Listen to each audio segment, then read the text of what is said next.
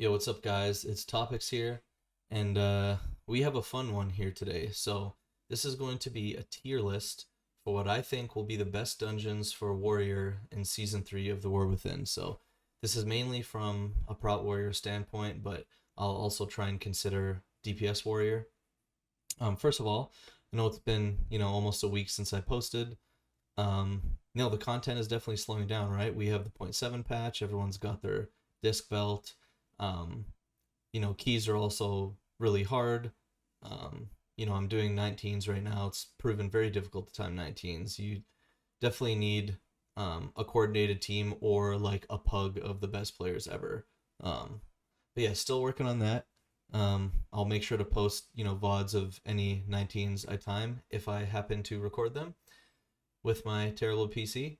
But let's get this going. So yeah, I want to take a look at the Season 3 dungeon pool. So first of all, that is Aracara, Dawnbreaker, um, Bloodgate, Priory. Let me move Priory over here, actually. The new dungeon, Ecodome Alani, and then we have Tazavesh Gambit, Tazavesh Streets, and Halls of Atonement. So, let's just start with season 1 dungeons. So, Aracara.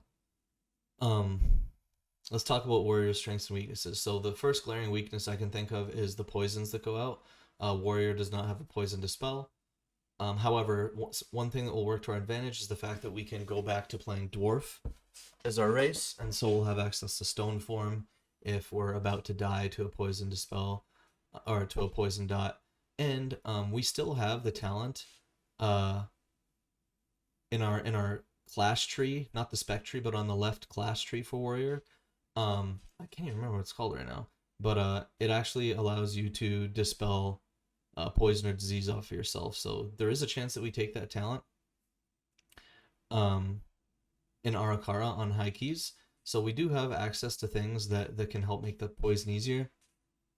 So it isn't really a deal breaker for me. The other thing would be we have access to AoE kick now, which Warriors weren't playing that in Season 1. So stuff like the first pull was really hard for Warrior, and the trash packs after first boss, since there's so many chain kicks, those are also very hard. That's why Prot Paladin was so good. But now that we have a short cooldown shockwave AoE kick, it's going to be a lot easier. So and then the last area, I'm not too worried actually about the slows that get put on you. I know that some people think that's an issue, but I've never had an issue with it. You basically heroic leap out of one of them because you get slowed, and then there's the webs that get casted and you got to move out of them. You just leap out of one of them, and then you intervene to like your healer on the second one, because your healer is always going to be probably a little bit further than everyone else, so they should be in a safe spot for you to intervene, and then you just alternate between leaping and intervening. And then the last boss, actually Warrior is the best tank for the last boss, because we can heroic leap out of every single suck. You just have to time it properly. I believe it's at it's like somewhere between 0.5 and 1 second. If you do it less than 0.5, you're actually not going to get out of it. If you do it more than 1, you're going to still get sucked in, but I'll actually have to practice that again because this is a sweet spot. But we're definitely the best tank for last boss, leaping out of the suck. We basically can just ignore every single one of them. So with all those being said, I don't really think we have any weaknesses in here other than maybe the poisons on high keys, if for some reason playing the poison dispel talents troll and having dwarf every 2 minutes isn't enough. But we're going to be playing with poison dispel classes, so I don't really think this is going to be an issue for Warrior. And it actually helps the fact that, outside the first pull, there isn't really too many large pulls. I mean, the middle area is kind of 8. The last area, you're not really pulling more than 8. So I think this is actually going to be a really strong Warrior dungeon. I'm going to put it in A tier for now. All right, Dawnbreaker. So Dawnbreaker, first areas for Warrior is fine. Spell Reflect is actually heavily utilized to reflect a lot of the casts in the first areas. Again, reasonable sized pulls, very good for phys comp. When I think about first boss is no problem. When I think about the trash after the first boss, how you go to the church, there was a large pull. Like I think it was like 10, 12 mobs not the best for Fizz comp, and Warrior really struggled gathering that because Paladin just like chucked hammers and shields and everything, just would just run towards it because it's run towards the tank because it's silenced. I could still see that being a difficult pull for Warrior just because there's no really nice way to gather those 4 mobs that are all around you to like the middle of the church area, so we might play a smaller pull there. And then the only other thing, I mean, this dungeon's pretty easy, right? Like, this is going to be one of the easier dungeons. The only other thing is we're actually very strong on the second boss. We should have wall or spell reflect for every single tank buster. And if not, we can call for an external. And then the knockback is also nice because you can just charge right back into the boss. You don't have to position yourself against the post like Prop Paladin did. You can get knocked back and just immediately charge. And so the knockback isn't really a thing either. So, yeah, this is a pretty good dungeon for Prot Warrior. Just worried about that church pull. Very difficult pull for Prot Warriors. But I'm probably still going to put this in A tier. Maybe a little bit below Aracara, because I can see us struggling on the church pull, and maybe we're going to have times where we're dry on second boss. I mean, they're removing spell block, which we did use probably like 2 times on that boss. So, but spell reflect has an increased DR now, so there's that too. But I'm going to put it in A tier for now. That is Priory. Let me put Dawnbreaker up there. What am I doing? Priory, okay. So, there's like a pretty common physical comp pull that you do at the beginning of Priory now. You basically take the mini boss and like 1 caster pack on the stairs, and it's just less mobs, much better for Fizz comp, especially if you don't have like grips, chains, beam for the triple caster pack, so that's not a problem. Going into first boss, they actually nerfed it already. They nerfed the tank bleed, so that duration is shorter, and that was like the hardest part for Prot Warrior, is surviving that tank bleed. Just because we have bad self-sustain and self-healing, so that bleed would just tick away at us, and we'd be like at the mercy of the healer or at the mercy of an external. It required perfect defensive usage, but they nerfed that. They also nerfed the javelin spear and just made it a ground AoE, so that's a little bit easier for DPS. We'll see what other changes they make. They also changed the checkpoint to after first boss. So if you die on like the big paladin trash pack after, you can just release right there. So they did make some improvements to this dungeon that make it easier.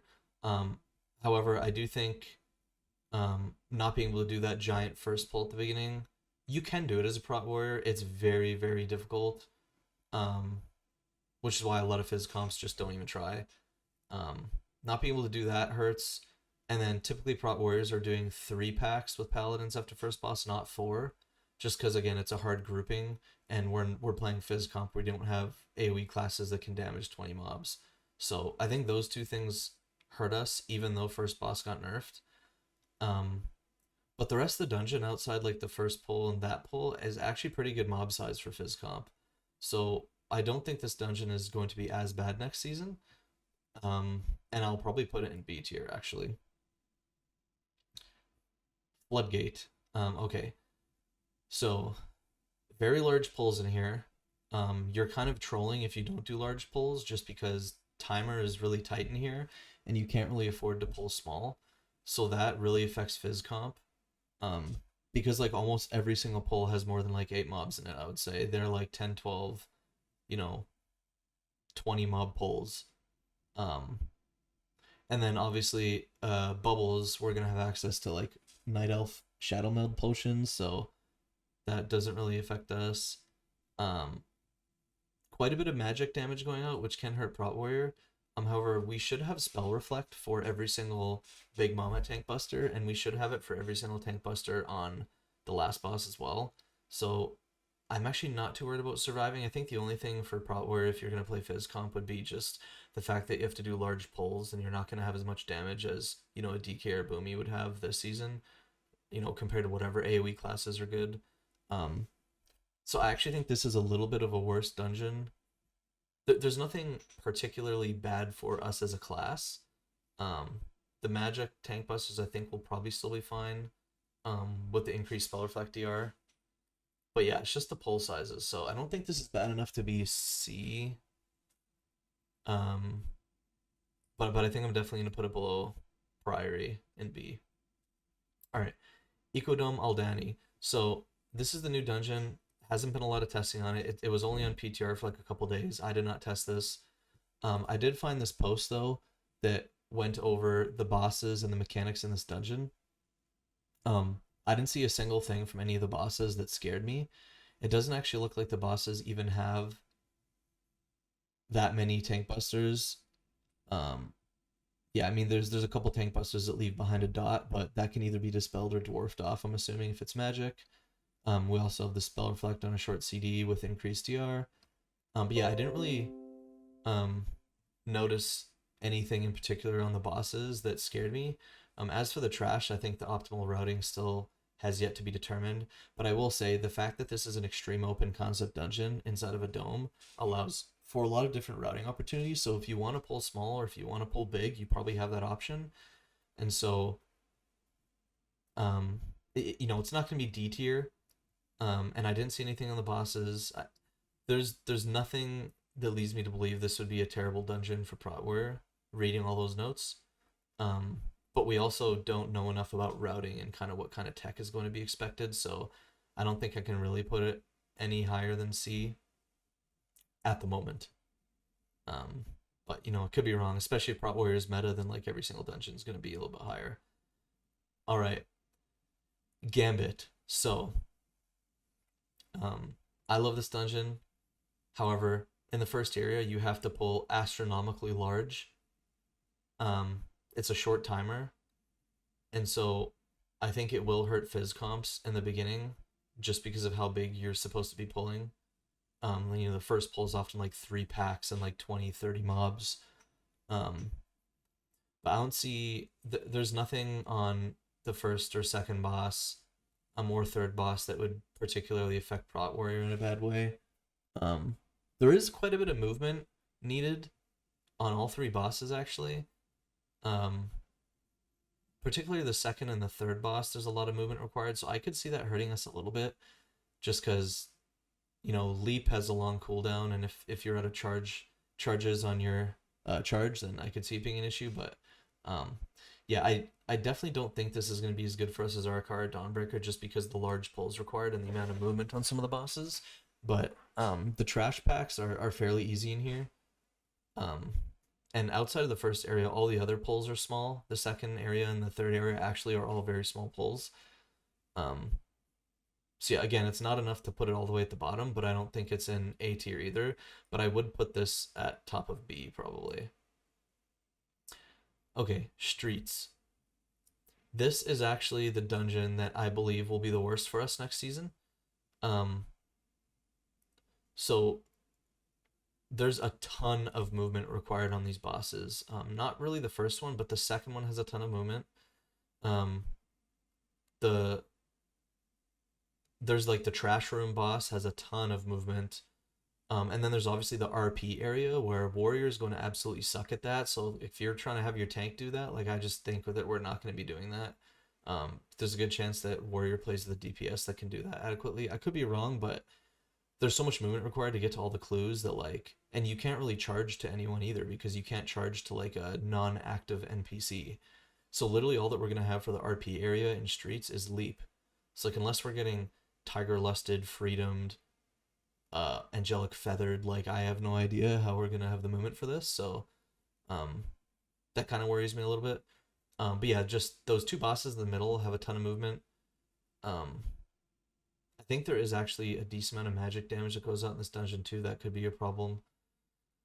So the trash packs though, this is a good fizz comp dungeon. There isn't any big pulls in here. Like every trash pack is like 4 or 5, no more than 8 mobs. So in terms of DPS, I think fizz comp's gonna blast in here. This is probably actually the best dungeon in terms of mob count for fizz comp. So you can factor that in, and it maybe will offset the amount of movement required from the tank in this dungeon. So again, it's kind of funny because all these dungeons, it doesn't seem to be all negative or all positive for Prot Warrior. It seems like there's going to be pros and cons, and they kind of end up balancing out. But yeah, I don't think this is C tier even, just because the mob count is going to be so good for fizz comp. However, because of the movement, fizz comp's probably going to lose a lot of uptime on the bosses. That is true. Forgot about that. It's a 5 boss dungeon. and they all have a decent amount of movement, so there's going to be some uptime issues with melee. I think I'm going to put this in C tier. We need something in C tier. I really like this dungeon. I just don't know how good it's going to be for Phys Comp and Prot Warrior. All right, last but not least, we have Halls of Atonement.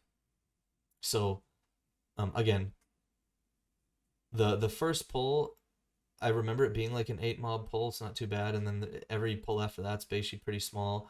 There's a pull on the left side that is pretty big you can do. And then other than that, I think it's just the inside of the church. There's like a big pull in like the sanctuary area. But there's only really 2 bigger pulls in here, so not too bad for Phys Comp. There is a curse that goes out that the only thing that we're going to have to deal with that is Stone Form, which should be fine, because as a tank, being able to dispel is probably, unless it's a tank buster dispelling stuff on trash isn't as much of an issue as it is for DPS, so it's going to be more important for DPS to have a D-curse. But yeah, I'm trying to think.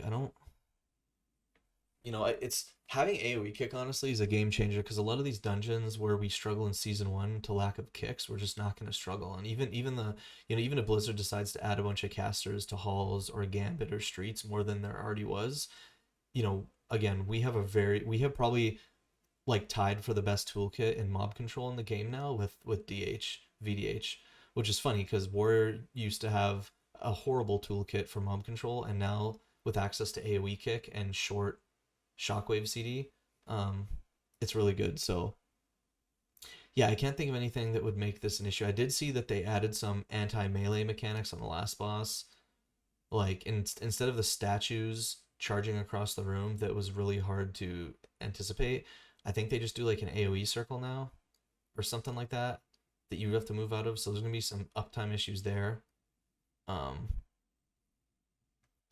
Yeah, so not C tier. It's one of those things where it balances out, but it's typically an easier dungeon, 3 boss, short timer.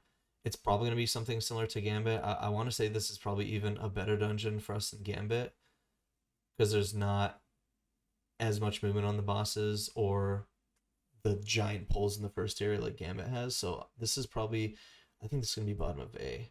So again, none of these dungeons are bad enough, and Warrior's in a good state right now, so nothing's D tier. I don't even think I'd put D tier even if I knew more about the dungeons. However, there is stuff that could move up to S tier as we learn more. Like once we see Prot Warrior tuning a little bit more, and what Blizzard does to some of these dungeons, because you know how they always tune the older dungeons coming back, add more casts, different mechanics. But as it stands right now, here's my tier list.